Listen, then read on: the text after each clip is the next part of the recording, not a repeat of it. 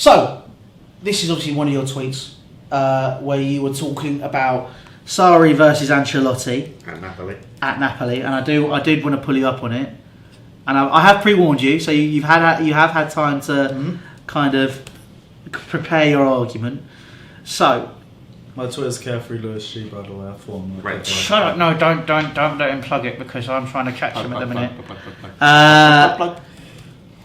Here we go. So, you put so much stuff out since then. Oh my god! You didn't put that much stuff. Where is it? It's relatively easy to find. Keep going. Where is it? Well, it's going to be a side by there. There we go. There it is. Okay, so it's from Italian Football TV as well. And you said, all of you who were bitching that we didn't get Ancelotti over Sarri, make yourselves known. Napoli fans fully missing his football. And you were looking at Sarri's stats in his third season versus Ancelotti's in his first. That's the wrong stats as well. Is it? They fucked that up. It's 91 points.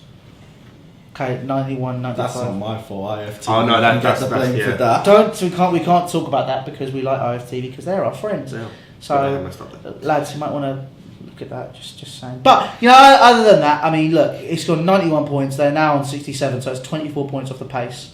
Is it this point this season? No, it's after match day 33. That's why it's 80. Oh, I do apologise. Don't be a dick. We're sorry. I'm sorry about Scott. I'm sorry about Lewis. Yeah, because they've still got 5 games left. I'm looking at the end of the season. Okay. But it speaks to more than that, I think. But they're 14 points off the pace. They're more than that. 14 points off the pace in comparison to last season. 20 points off the top as well. Yeah. Just going to say, all season you've been saying, give Maurizio Sarri time, because it's his first season. Can't you say the same about Ancelotti?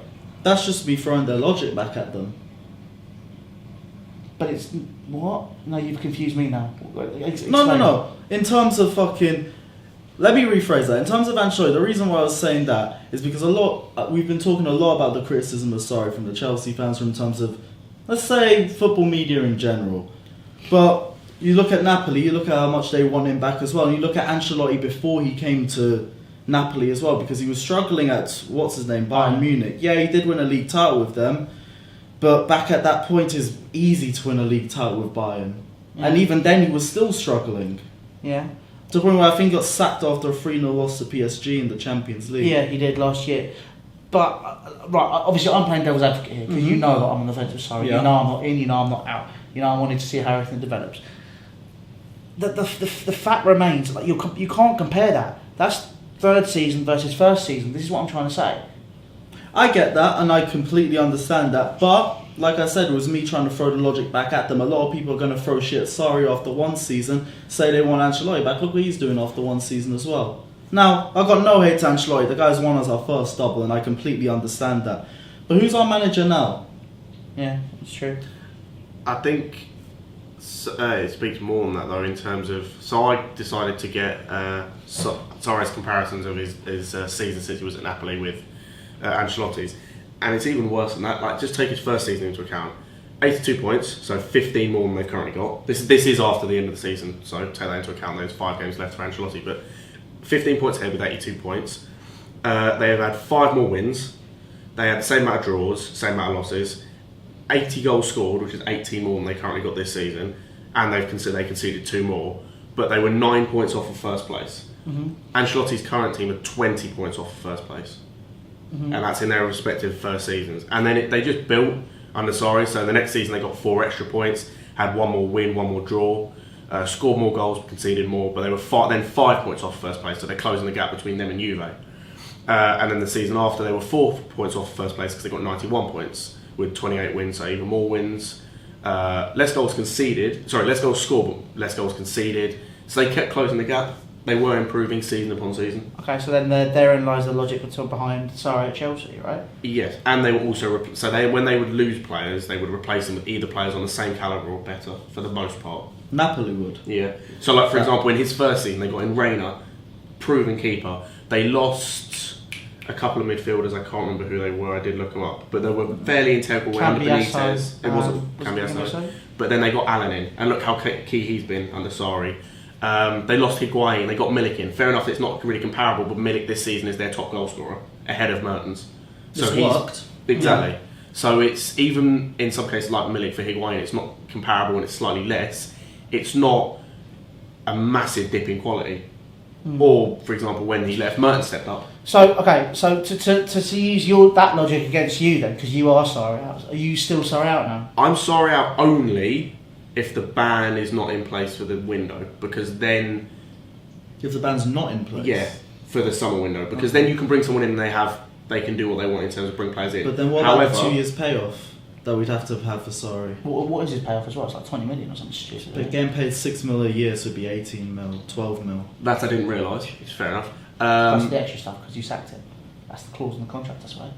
What? I think it there'll be extra cash on top. It's 12. It's either 12 between 12 and 20. There's definitely going to be cash on top. Brilliant. So we basically double what we signed him for anyway. Yeah. But if we have the ban, it's pointless bringing anyone else in, because especially if they're a top manager, they're going to want to bring their own players in. And no manager in the world, top manager, is going to come into a club with the players we've got and no budget. No, you can't sign anyone. You genuinely have to be mad near the end of your career or just after a paycheck. One of the three. But with Maurizio Sarri, if we get the ban lifted for the summer, wouldn't that be the perfect chance for him to bring in the players he wants and have the pre-season that he didn't have last year? That's the thing. But then on top of that, if you look at his track record with the players, Jorginho, the jury's still out on him. I know. Me and you have our own. I'll give you that. Jury's still out. We are. We're both there going, first season, we'll see how it goes. I think he's, he was shit for a period, but he's developed. He's got better. There's no doubt about that.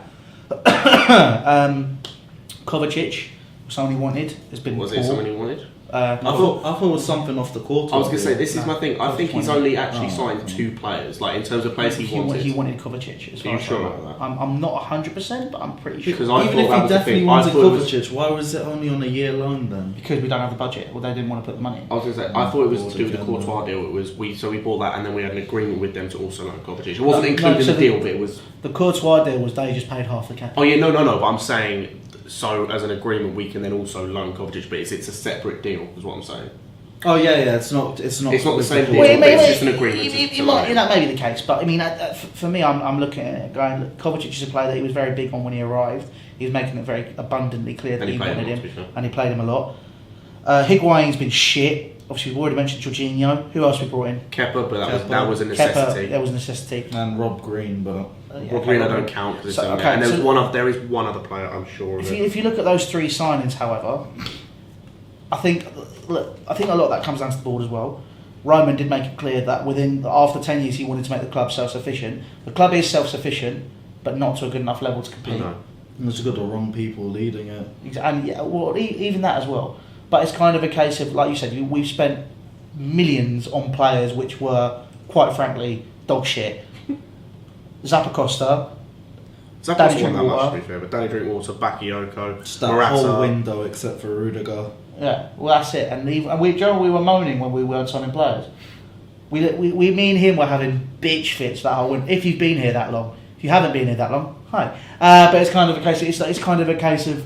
It's just been absolutely ridiculous. Some of the stuff that's going on. Marcos Alonso as well.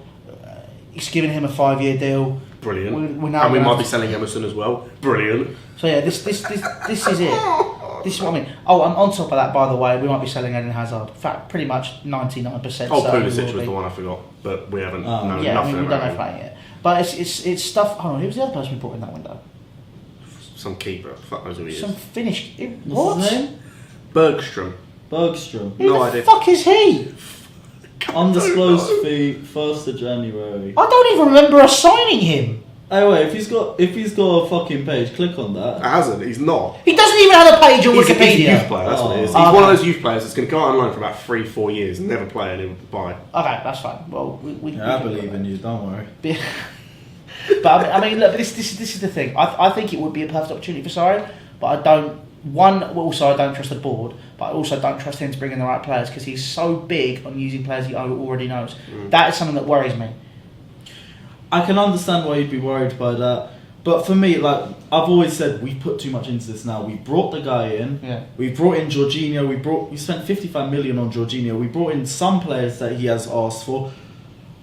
I still say though he hasn't been given enough time to get this to work. No, that's the thing for me. That's why I'm saying I'm holding my breath until January next year. That's when I compare the first 6 months of his reign to the 6 months of the second season, and consider if we don't have a ban. Obviously, if we have a ban, it's redundant. It's an anomaly. You don't know what's going to happen. But it's kind of a case of you compare the two, and then in the January 2020, I can sit there and go, yes, no, maybe. Still, probably will be maybe, no, me, because I don't want to sit there and just blurt stuff because I'm trying to be more measured, and I think that's. I think it's not fair on him, and also the point you've already raised. We spent $8 million to bring him to Chelsea.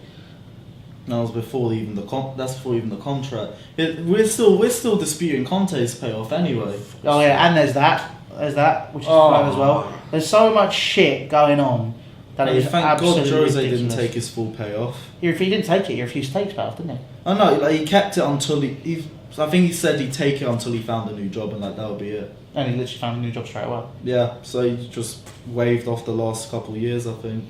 Yeah, I mean, it's fair enough. Would you take him back? And I don't, not right now. I'd have to see him at another club first. I feel if Jose came, it would just be predictable. Like we could read what's going to happen before. I mean, look at these players now. Yeah. I mean, we've had two first team managers fail to get motivated, and one of them was Jose towards the end. Him coming back to this team, he'd probably be done with them quicker. Is it worse than when he left? Would you say the team? Yeah, definitely worse. I don't know who we lost from that. Well, Costa obviously. Hazard's still here. Willian's still here. But it's two years extra, or it's 2 or 3 years age. So people like Willian and Pedro. No, but the team's changed a lot in that couple of years. Like a season off that, we were starting Alonso and Moses as our wing backs. So what's the squad? The team was Ivanovic. We had Zuma. That was when I think he was properly starting to come into the team. Zuma was one of our best defenders that season. Cahill Terry was still part of it. So yeah, the defence is definitely worse. The midfield. Oh no, JT was still calm. Like, he was a bit. No. I'm saying the midfield now is the defence now is worse than it was because you had Azpilicueta who had just. I thought you meant that one. No. My bad. Then midfield, I mean, you've got John Obi Mikel was still there. Bertrand Traore. Fabregas, Matic was there, and that's when he was actually. Oh, Pato and Falcao, I remember that. And that was a dark time. Oh my god! I think we can. To be fair, Pato wasn't given a lot of chances. No. Oh, shut up! He didn't deserve it. No. Shit. He was shit. The 2 games he played, he was alright. Pato deserved more chance. Falcao was trash. Were we watching the same Alexandre Pato, especially when he came off the bench as well. Oh, the 2 games against Villa and Swansea. There's a reason he wasn't starting. He was here for the paycheck. And go, oh look at me, I'm back in the window. I genuinely thought Pato was alright. Another player we had, at least for half a season in that season, was Ramirez. Who was, for me, is criminally underrated. Massively. I love Ramirez at Chelsea. I don't know. I was upset when we sold him. He's the last player I can sit down and go, oh. And then Hazard's going to happen. I'm going to cry myself to sleep. Probably hang myself. I remember when I think of Ramirez. I mean, if you find me with an orange in my mouth and I'm hanging from somewhere, just you know why. I just wanted to go out in the right way. What are you into?